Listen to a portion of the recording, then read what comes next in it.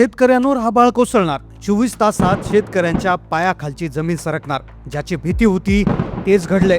कारण की एक असं मोठं संकट शेतकऱ्यांवर आता येणार आहे की ज्यामुळे त्यांच्या आयुष्यात झालं नव्हतं इतकं मोठं नुकसान होऊ शकतं. अखेर ज्या गोष्टीची फक्त चर्चा होती ती गोष्ट आता खरी घडत आहे. ज्याची माहिती हवामान विभागाने दिली. एक असा भयानक अंदाज दिलाय. तो अंदाज आता हलक्यात घेण्याची चूक करू नका. कारण की ऑगस्ट महिना सुरू होताच ऑगस्टच्या पहिल्या हप्त्यातच एक मोठं संकट शेतकऱ्यांवर कोसळतंय. ज्यामुळे शेतकऱ्यांनी लावलेली 50% पिकं धोक्यात येणार. आता यातून जे वाचणार ते दुसऱ्या संकटात जाणार, जे ऑगस्टच्या मध्यवर्ती भागामध्ये येते. ज्यामुळे उरलेल्या सगळ्या शेतकऱ्यांचा विषय तिथे संपेल आणि त्यानंतर येतंय ते तिसरं भयानक संकट की ज्याने आधी लावलेली पिकं तर आधीच गेलेली असतील, पण शेतकऱ्यांची जमीन देखील गायब होऊ शकते.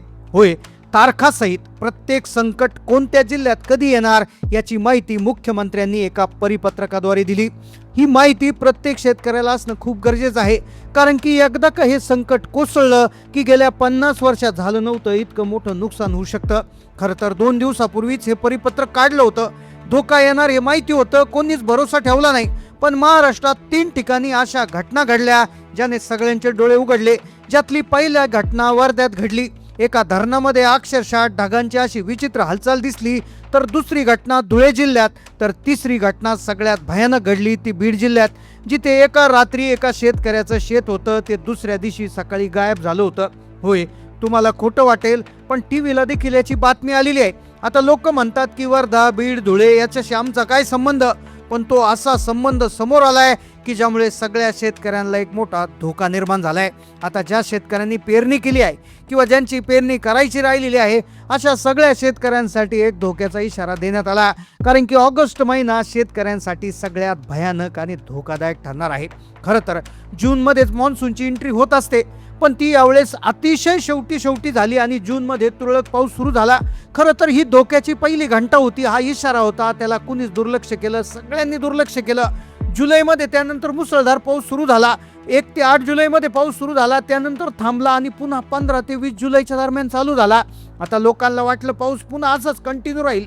लक्षात घ्या, काही ठिकाणी पेरण्या झाल्या. काय आता लोकांच्या पेरण्या वाचतील का ही शंका निर्माण आहे. पण त्यातच काही ठिकाणी ढगफुटी झाली आणि अजूनही काही ठिकाणी कमी पाऊस आहे. मग आता शेतकरी विचार करतोय की हा जो काळ आहे, आता पुढचा हा जो महिना आहे याच्यात तरी चांगला पाऊस होईल का. हवामान खात्याच्या अंदाजाची प्रत्येक जण चातकासारखी वाट पाहत होता आणि अखेर तो अंतिम अंदाज आलाय. हा अंदाज हा सगळ्यात भयानक आहे. कारण की ऑगस्टमध्ये जे होणार आहे 3 टप्प्यामध्ये 3 धोके अशा पद्धतीने येणार आहे की ज्यामुळे सगळ्यांना हादरा बसणार. आता जो ऑगस्टचा अंदाज आलाय त्याने शेतकऱ्यांच्या पायाखालची जमीन सरकली. कारण की 1 नाही 2 नाही तर 3 भयानक संकट येत आहेत. आता जर आपण एका दृष्टीने बघायला गेलं तर महाराष्ट्रामध्ये पाऊस जो आहे तो अतिशय असमान झालाय. काही ठिकाणी आधीच विहिरी कोरड्या पडल्यात, काही ठिकाणी पिकं जळून चाललेत, कुठेतरी थोडाफार पाऊस मराठवाड्यात होत होता. पण तेवढ्यात हा भयानक अंदाज समोर आला ज्याने सगळ्या शेतकऱ्यांची झोप उडवली. कारण की ऑगस्ट महिन्यात 1 नाही 2 नाही तर 3 मोठी संकट महाराष्ट्रातल्या शेतकऱ्यावर आपटणार आहे. पहा, गेल्या 10-15 वर्षात कसं व्हायचं की ज्यावेळेस एल निनो यायचा तेव्हा पाऊस कमी पडायचा, शेतीच्या पिकाचं उत्पन्न कमी व्हायचं. पण आता जे संकट आलंय ते त्याही पेक्षा भयानक आहे. कारण की जो राक्षस आता समोर आलाय, जो मान्सूनला अडवत होता, तो पुन्हा एकदा जागा झालाय आणि तोही पूर्वीपेक्षा दुप्पट पद्धतीनं मोठा झालाय. आणि त्या राक्षसाचं नाव आहे सुपर एल निनो. यावर्षी एल निनो सक्रिय आहे. यावर्षी एल निनोचा फटका बसणार हे सगळ्यांना माहिती होतं. पण जुलैमध्ये समाधानकारक पाऊस झाला आणि लोक म्हणायला लागले एल निनो हा खोटा प्रकार आहे. पण लक्षात घ्या, ही सुप्त घटना अरबी समुद्राच्या पोटात घडत होती आणि तिने आता अक्षरशः वास्तविक रूप घेतलंय. आता फक्त एल निनो नाही तर सुपर एल निनो सक्रिय होतोय. आता पहा, सुपर एल निनो हा एल निनोचा सगळ्यात धोकादायक प्रकार आहे. पहा, कालपर्यंत फक्त पाऊस कमी पडेल अशी माहिती देण्यात आली होती, पण आता कमी पावसाचा विषय राहिलेला नाहीये. पावसाचा नाही तर असे 3 संकट आहे की ज्याने शेतकऱ्याचं अक्षरशः मोठं नुकसान होऊ शकतं. त्यामुळे सरकारने ताबडतोब मिटिंग घेऊन ऑगस्ट महिन्यामध्ये कुठे कुठे काय काय होणार, कुठे कमी पाऊस पडेल, कुठे जास्त पाऊस पडेल, शेतकऱ्यांवर ते 3 मोठे कोणते धोके आहेत, कोणत्या शेतकऱ्यांचं नुकसान होणार, काय खबरदार घ्यायची, सगळी सविस्तर माहिती आता तुम्हाला देण्यात येणार आहे. पहा, संपूर्ण महाराष्ट्रातल्या शेतकऱ्यांसाठी ऑगस्ट महिन्याचा एक सगळ्यात धोकादायक अंदाज आता जाहीर झालाय. दर महिन्याला हवामान खातं प्रत्येक महिन्याचा अंदाज जाहीर करतं. आता अक्षरशः जुलै महिना संपला, ऑगस्टही महिना आता लवकरच सुरू झाला आहे. आता मग जवळपास 1 ऑगस्टपासून 30 ऑगस्टपर्यंत पावसाचं वितरण कसं असणार या संदर्भातला अंदाज आता जाहीर करण्यात आला. लक्षात घ्या, दर महिन्यामध्ये काही काळ पाऊस होतो, त्यानंतर तो काही काळ विश्रांती घेतो, पुन्हा एकदा सुरू होतो. तर हे एक चक्र असतं, पण हे चक्र या महिन्यामध्ये खूप वेगळं आहे.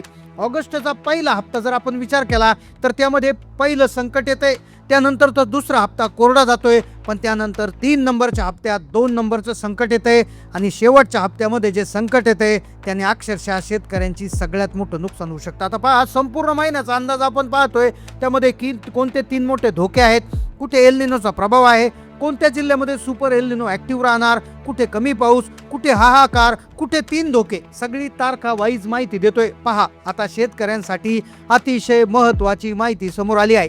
सगळ्यात आधी आपण हे धोके पाहणार आहोत. पुढचा अंदाज आपण जाणून घेण्याआधी आपल्याला पावसाचं वितरण कसं झालं हे 30 सेकंदात समजून घ्यावं लागेल. पहा, जून जुलैमध्ये पाऊस नेमका कसा पडला, तो कुठून आला आणि आता ऑगस्टमध्ये काय होणार हे समजून घ्यावं लागेल. पहा, हवामान विभागाने माहिती दिली आहे की महाराष्ट्रात आतापर्यंत 2 ठिकाणांवर पाऊस आलाय. पहिलं ठिकाण होतं अरबी समुद्र आणि दुसरं ठिकाण होतं बंगालचा उपसागर. आता एक मुद्दा इथे लक्षात घ्या, महाराष्ट्रामध्ये कोकण किनारपट्टी, पुणे, नाशिक हा जो कोकण किनारपट्टी शेजारचे जे काही जवळचे जिल्हे आहेत त्या जिल्ह्यामध्ये महाभयानक पाऊस पडलाय. तर दुसरीकडे विदर्भात देखील समाधानकारक पाऊस पडलाय. आता तुम्ही म्हणाल विदर्भ तर कोकण किनारपट्टीपासून फार लांब आहे. मुद्दा लक्षात घ्या, बंगालच्या उपसागरातून जेव्हा बाष्प खेचलं जातं तेव्हा विदर्भात पाऊस पडतो. आता पुण्याचा घाटमाथा असेल, त्याचबरोबर पुणे जिल्हा, त्यानंतर नाशिक जिल्हा, उत्तर महाराष्ट्रातले अनेक जिल्हे असतील तरी ते पाऊस भरपूर पडलाय. विदर्भात देखील पडलाय, पण बऱ्याच दिवस प्रतीक्षा होती मराठवाड्याला, कारण की तो मध्ये येत होता. मग आता पहिला धोका कशा पद्धतीने येतोय तर हे लक्षात घ्या, जवळपास 7 ऑगस्ट पर्यंत म्हणजे आजपासून 7 ऑगस्ट पर्यंत जर आपण बघायला गेलं तर कोकण विभागामधले जे जिल्हे आहे, ज्याच्यामध्ये मुंबई, त्यानंतर ठाणे जिल्हा, त्यानंतर रायगड जिल्हा, त्यानंतर रत्नागिरी जिल्हा आणि त्यानंतर सिंधुदुर्ग जिल्हा, तर या जिल्ह्यामध्ये तुफान पाऊस असणार. आता तुम्ही म्हणाल पाऊस पडतोय तर चांगली गोष्ट आहे, पण इथे एक गोष्ट लक्षात घ्या, 6 ते 7 जिल्ह्यांची नावं तुम्हाला सांगितली, पण बाकीच्या जिल्ह्यांचं काय? आता जर मध्य महाराष्ट्रामध्ये जर बघायला गेलं तर इथे नाशिक जिल्हा, त्यानंतर पुणे जिल्हा, त्यानंतर सातारा जिल्हा आणि त्यानंतर कोल्हापूरचा जिल्हा, याच्यामध्ये फक्त घाटमाथ्यावर म्हणजे सह्याद्रीच्या ज्या रांगा आहेत, इकडे जे घाट आहेत तर तिथे पाऊस पडणार आहे. त्यानंतर विदर्भामध्ये देखील 7 ऑगस्टपर्यंत दमदार पाऊस होईल. आता प्रश्न उरतो मराठवाड्याचा. आता पहिल्या आठवड्यात पावसाचं प्रमाण मराठवाड्यात अत्यल्प राहील. आता दुसरा धोका आहे 7 ऑगस्ट ते 14 ऑगस्टच्या दरम्यान. या दुसऱ्या आठवड्यात पावसाचं चित्र पूर्णतः बदलतंय.